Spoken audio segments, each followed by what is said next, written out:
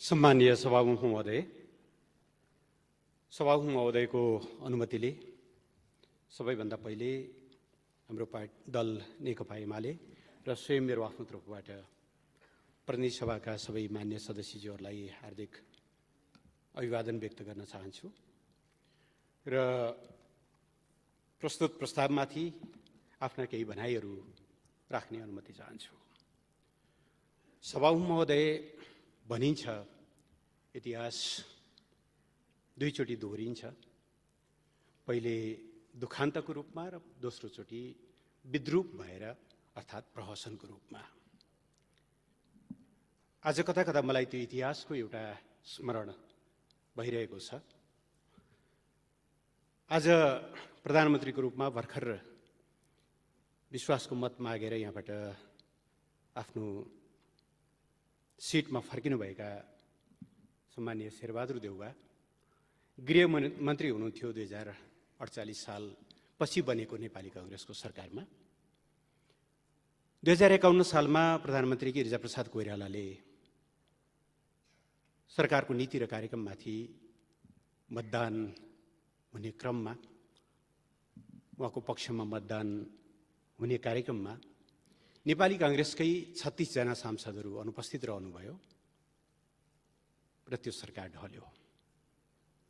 नेपालको संसदीय इतिहासमा दलभित्रको असहयोग या दलीय विभाजनले निम्त्याएको पहिलो घटनाको साक्षी सम्मानीय शेरबहादुर आफै हुनुहुन्छ। दोस्रो सन्दर्भ आयो 2053 साल फागुनमा। उहाँ मनमोहन अधिकारीको लोकप्रिय सरकारलाई विस्थापन गरेर प्रधानमन्त्री बन्नुभएको थियो। उहाँले आज जस्तै गरिकन विश्वासको मत माग्नुभएको थियो, तर उहाँकै दलका दुईजना मान्यज्यूहरू माननीय चक्रबहादुर शाही र दीपकजङ शाह अनुपस्थित भएपछि त्यो सरकार ढल्यो। 2059 सालमा उहाँ फेरि प्रधानमन्त्री हुनुहुन्थ्यो। संसदमा सङ्कटकाललाई निरन्तरता दिने कि नदिने भन्ने बारेमा छलफल चल्दै थियो, मतलब त्यो एजेन्डा बन्नेवाला थियो। त्यति बेलाको पार्टीको तर्फबाट असहयोग हुन्छ भनेपछि उहाँले प्रतिनिधि सभा विघटन गर्नुभयो 59 जेठमा। चुनाव समयमा हुन सकेन र त्यही चुनाव हुन नसकेको आरोपमा अक्षमताको प्रमाण भिराएर तत्कालीन राजा ज्ञानेन्द्रले उहाँलाई प्रधानमन्त्रीबाट बर्खास्त गरे। मैले इतिहासको यो सन्दर्भ किन भनेको भने, सम्मानीय सभामुख महोदय, नेपालको प्रजातान्त्रिक आन्दोलनमा, प्रजातन्त्रको इतिहासमा, संसदीय इतिहासमा दलहरूको विभाजनले सरकारहरू गिराउने, लोकतन्त्र कमजोर गर्ने, दल संसदीय व्यवस्थाप्रति, प्रजातन्त्रप्रति वितृष्णा जगाउने एउटा इतिहास स्थापित भएको छ।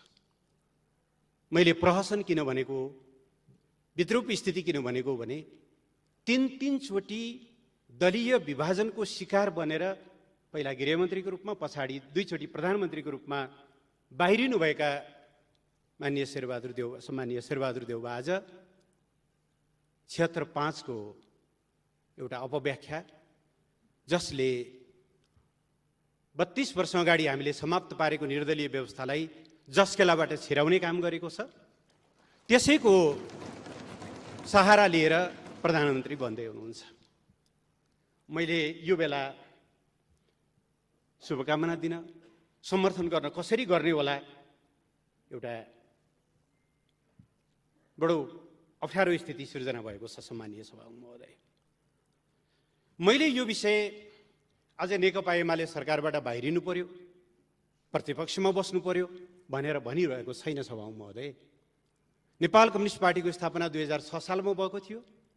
अहिले हामी 72 वर्ष हाम्रो पार्टीले आफ्नो इतिहास पुरा गरेको छ र यो 72 वर्षमध्ये 36 वर्ष त हामी प्रतिबन्धित, भूमिगत, बन्देज भएको अवस्थाबाट गुज्रिँदै आएका छौँ र यो पनि यो संसदमा म रेकर्ड गराउन चाहन्छु।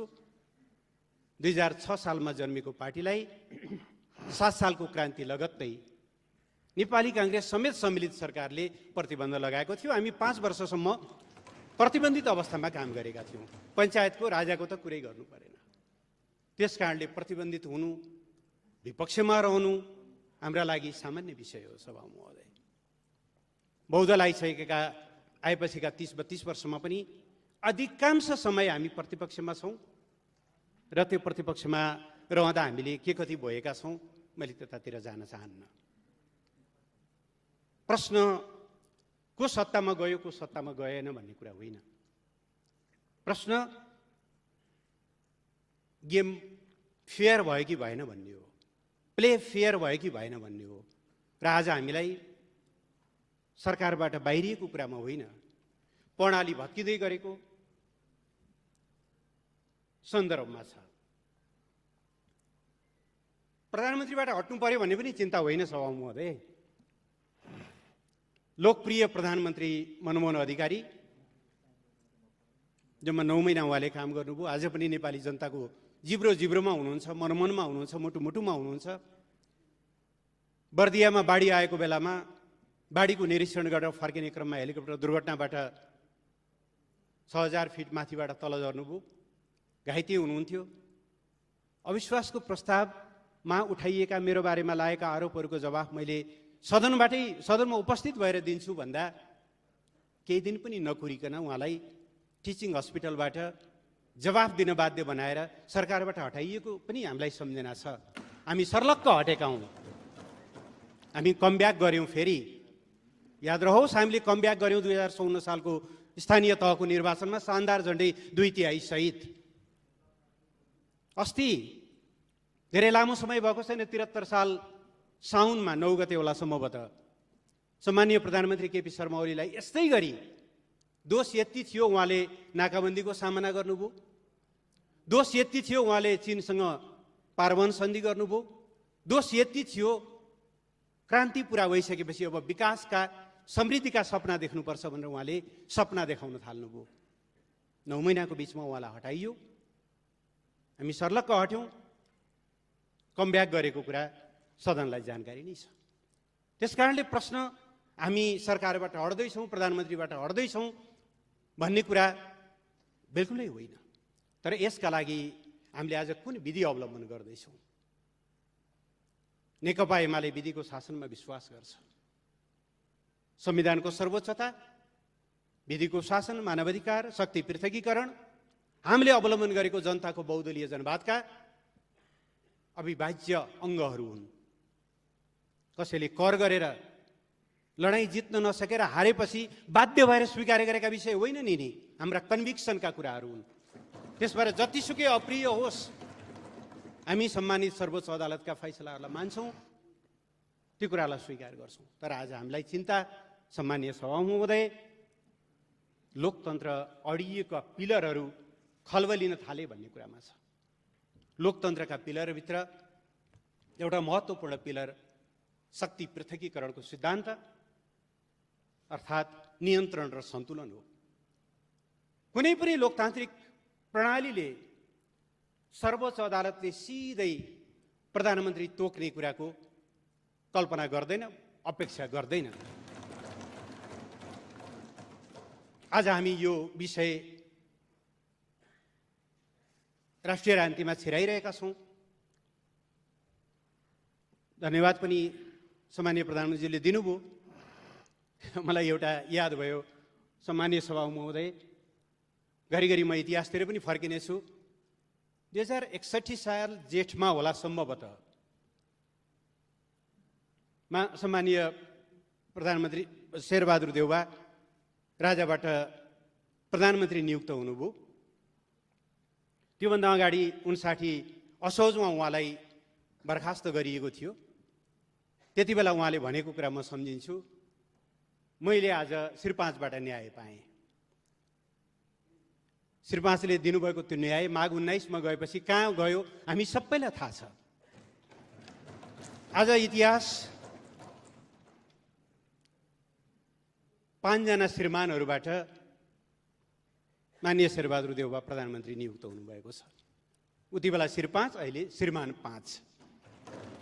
हाम्रो चिन्ता प्रणालीप्रति हो सभा महोदय।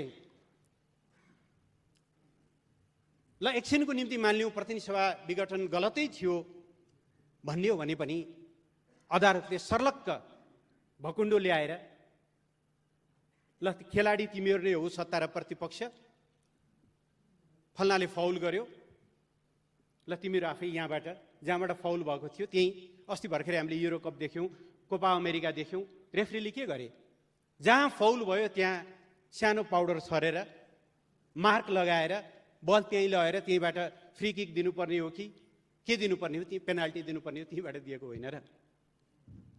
हामी कहाँ त कस्तो भयो भनेदेखि रेफ्रीले आफै गोल हानिदिनु भयो, विजेता घोषणा गरिदिनु भयो। चिन्ता यहाँनिर हो, रेफ्रीले हानेको गोलबाट विजयी हुनुभएको छ। तर प्रणाली भत्कियो भने प्रधानमन्त्री त सम्माननीय प्रधानमन्त्री 4 चोटि यसभन्दा अगाडि नै भइसक्नु भएको, अहिले 5औं चोटि हुनुहुन्छ। कहिलेकाहीँ ठट्टा गरेर हो कि साँच्चै हो भन्नुहुन्छ पनि, ज्योतिषीले त मलाई 7 चोटि हुने भनेका छन् भनेर हुनु पनि होला। तर प्रणालीको कष्टमा, देशको कष्टमा, लोकतन्त्रको कष्टमा कोही प्रधानमन्त्री बन्ने नबन्ने कुरा धेरै महत्त्वपूर्ण हुन्छ जस्तो लाग्दैन। त्यसकारणले यो शक्ति पृथकीकरण जसरी खलबलिएको छ, मलाई ज्यादै चिन्ता छ, हाम्रो दललाई ज्यादै चिन्ता छ। हुँदै जाँदा माननीय न्यायाधीशहरूले के पनि भन्नुभएको छ भनेदेखि कहिलेकाहीँ त्यस्तो पर्छ नि त, मैले थ्रु आउट पढेको छु उहाँहरूको 167-68 पृष्ठ लामो कति, एक ठाउँमा भन्दै जाँदा के भन्नुभएछ भने कहिलेकाहीँ त्यस्तो सिधै अदालतले भनिदिनु पर्ने अवस्था आउन सक्छ। मानिलिउँ कि 76-1 अनुसार कुनै पार्टीले बहुमत प्राप्त गर्यो, तर राष्ट्रपतिले नियुक्त गर्नु भएन भने के गर्ने, त्यति बेला अदालतले भनिदिनु परेन?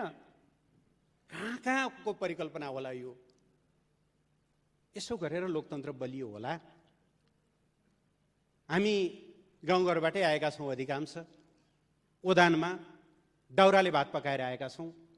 ओदानको एउटा मात्रै खुट्टा भाँचियो या एउटा मात्रै खुट्टा अग्लो या होँचो भयो भने सभामुख महोदय कसौडी पल्टिन्छ, अगेनामा पाक्दै गरेको भात खस्किन्छ। हामीलाई चिन्ता शक्ति पृथकीकरणका ती 3टा पद्धतिहरू भत्किए भन्ने कुरा हो। दोस्रो, हाम्रो चिन्ता निर्वाचनमा जाने कुरालाई अलोकतान्त्रिक भनियो, निरङ्कुश भनियो। कस्तो विडम्बना छ। हामी जनताको प्रतिनिधि नासो दरबारमा बुझाइएको पनि यिनै आँखाले देखेका छौँ। हामी त जनतामा जान्छौँ, काम गर्न अप्ठ्यारो पर्यो जनतामा जान्छौँ भन्दा हामीलाई लाञ्छित गरिएको छ निरङ्कुश भनेर। जनतामा जानु, ताजा जनादेश माग्नु, निरङ्कुश हुने, तर कुनै बेला भएको प्रजातन्त्र चाहिँ टपक्क टिपेर उता लैजाने कुरा चाहिँ लोकतान्त्रिक हुने। यस्तो परिभाषाहरूले हामीलाई कहाँ पुर्याउला? हाम्रो चिन्ता त्यहाँनिर हो। सभामुख महोदय, तेस्रो हामीलाई अति चिन्ताको विषय संविधानको धारा 76(5) को व्याख्यामै हो।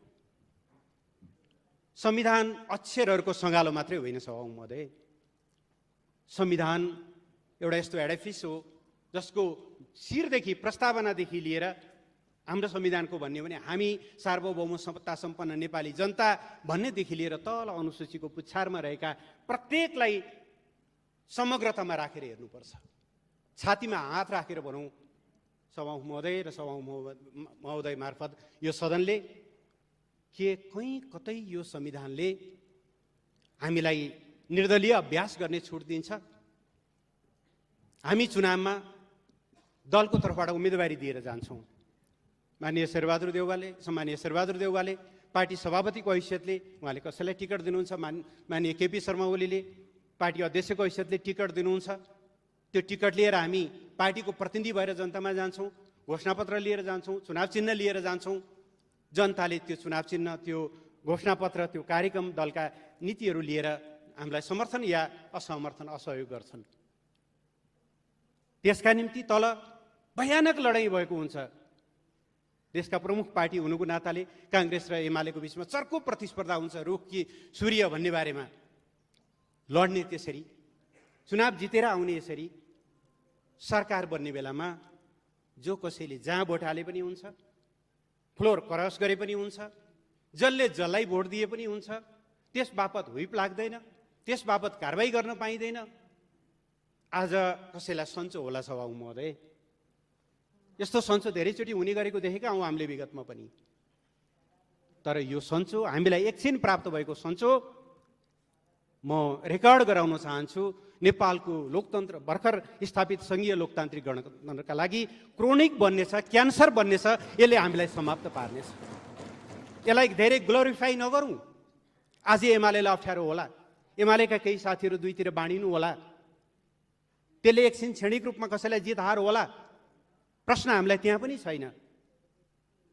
15 सालमा 4 सिट लिएर लडेको नेकपा हो। केही साथीहरू तलमाथि हुँदैमा हामी त्यसमा पनि चिन्तित छैनौँ। तर प्रणाली, बहुदलीय व्यवस्था, यो दलीय प्रणाली कमजोर भयो भने अब मान्छे 76-2 अनुसारको मिलिजुली सरकारमा किन बसिरहन्छ सभामुख महोदय? त्यहाँ त दलको व्हिप मान्नुपर्छ।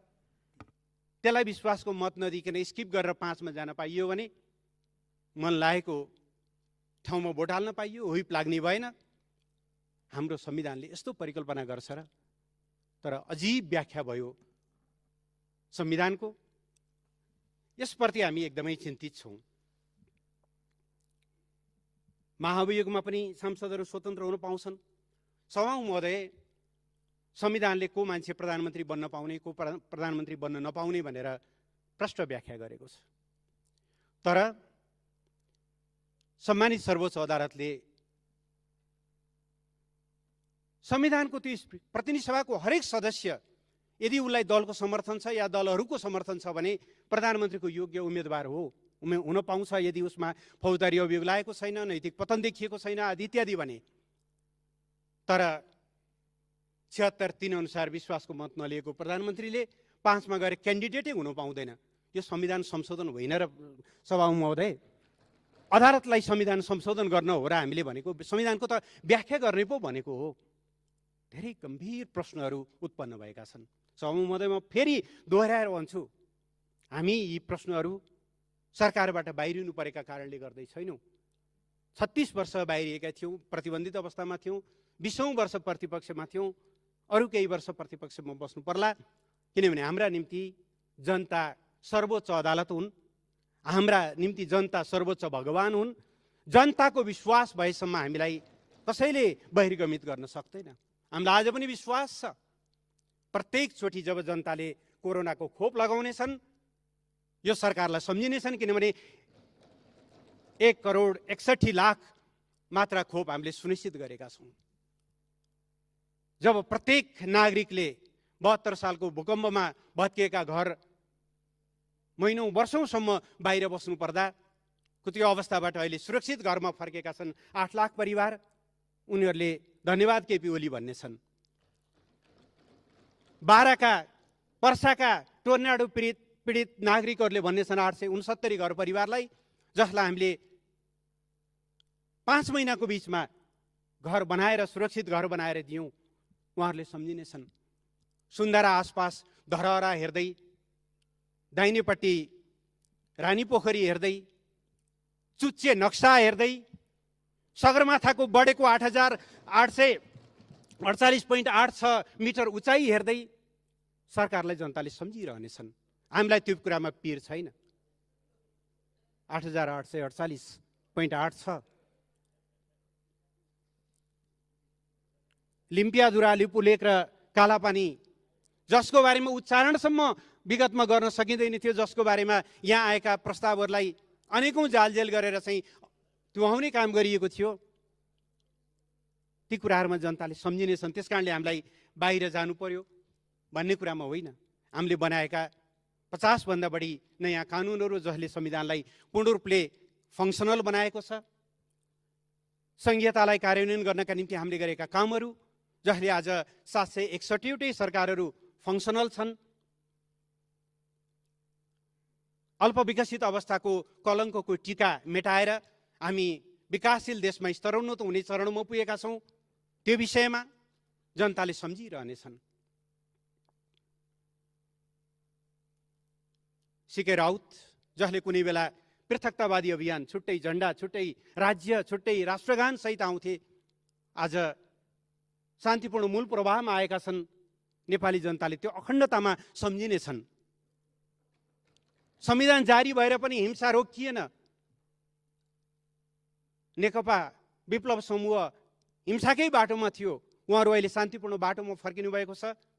हिजो संविधानप्रति असहमत, संविधानको विरोध गर्ने सबै साथीहरू अहिले संविधानको रक्षामा उभिनु भएको छ। सरकारले गरेको यो राष्ट्रिय सहमतिको विषयमा मान्छेहरूले सम्झिनेछन्। मेलम्चीको धारा प्रत्येकचोटि खोल्दा काठमाडौँवासीले सम्झिनेछन्। लोड सेडिङ अन्त्य भएर तामाकसीको बिजुली बाल्दा प्रत्येकचोटि जनताले सम्झिनेछन्। उत्तरतिर खोलिएका नाकाहरू जसले अब नेपाल कहिल्यै पनि नाकाबन्दीमा पर्ने छैन, पारवन सन्धि र त्यसको प्रोटोकल, त्यसमा सम्झिनेछन्। गाउँ गाउँमा पुगेका हस्पिटलहरू, स्वास्थ्य बिमाहरू, श्रमिकहरूको हिजो अस्ति 1 गतेदेखि तलब बढेको छ। हुन त जसले नै होड छ, यही सरकार आएर बढाइदियो 1,500 मासिक पारिश्रमिक भनिदिए पनि हामीलाई केही फरक पर्दैन, किनभने हामीलाई जसले नै होड छैन। हामीलाई त श्रमिकहरूको खल्तीमा अलिकति भए पनि बढी पैसा परोस् भन्ने हो। श्रमिकहरूले त्यहाँनिर सम्झिनेछन्। यिनै कुराहरू हुन् सभामुख महोदय। त्यसकारणले मैले आज यो सम्मानित सदन सामु उभिएर मुलुकको प्रणाली जुन दिशातिर जाँदैछ, गिरिजाप्रसाद कोइरालाले, स्वर्गीय गिरिजाप्रसाद कोइरालाले भन्नुहुन्थ्यो, एउटै पुस्ताले 3 चोटिसम्म प्रजातन्त्रको लागि लड्यौँ, अब आउने पुस्ताले लड्नु पर्दैन। तर यही ढङ्गले प्रणाली भत्काउँदै गयौँ, कसैलाई प्रधानमन्त्री बन्न, कसैलाई प्रधानमन्त्रीबाट हटाउन, यही ढङ्गका हतियारहरूको हामीले सहारा लिँदै गऱ्यौँ। यिनै सिद्धान्तहरू स्थापित हुँदै गयो भने प्रणाली के होला, अलिकति हाम्रो चिन्ता त्यहाँनिर छ। त्यसकारणले यसको बारेमा हामी निरन्तर खबरदारी गरिरहनेछौँ। राष्ट्रको हितमा हाम्रो दल अटल पहरेदार बनेर रहनेछ।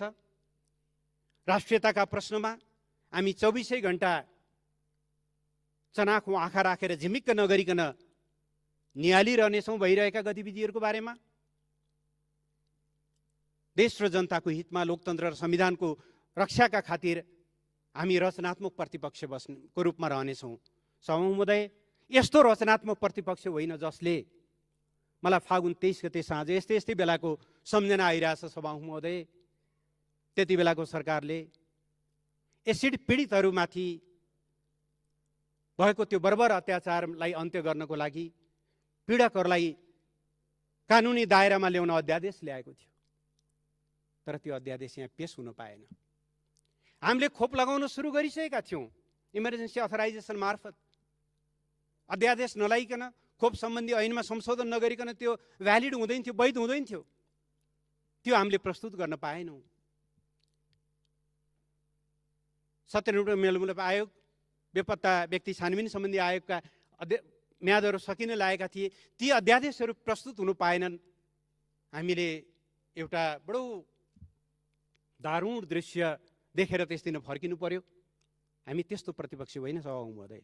अहिले देख्नुभयो नि प्रतिपक्ष कस्तो हुनुपर्छ भन्ने कुरा। सरकारले ल्याएका हरेक कुराको विरोध गर्नुपर्छ भन्ने भएको भए विरोध गर्ने विषयहरू थियो होलान्, तर हामीले गर्दैनौँ। मेरिट बेसमा, इस्यु बेसमा जहाँनिर विरोध गर्नुपर्छ नेकपा एमाले सशक्त ढङ्गले विरोध गर्नेछ। जहाँनिर विरोध गर्नु पर्दैन त्यहाँनिर विरोध गर्दैन। हामीलाई विरोध कुनै फेसन, कुनै रहर होइन। हामी त्यो ढङ्गले जाने छैनौँ।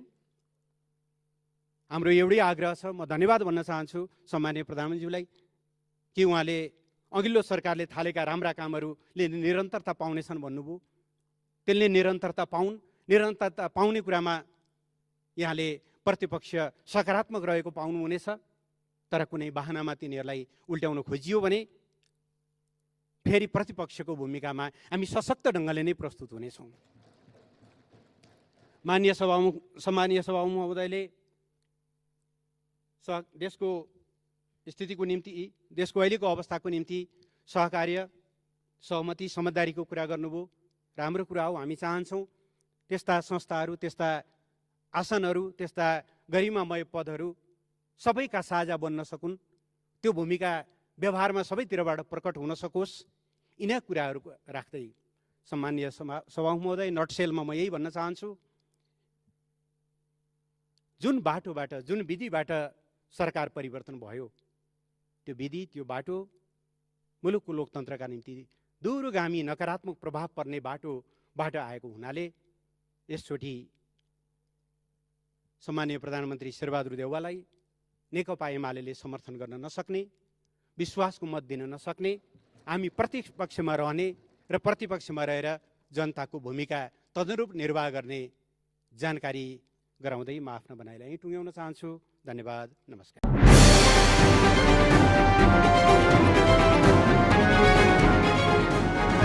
तपाईको सूचनाको साथी दैनिकी.com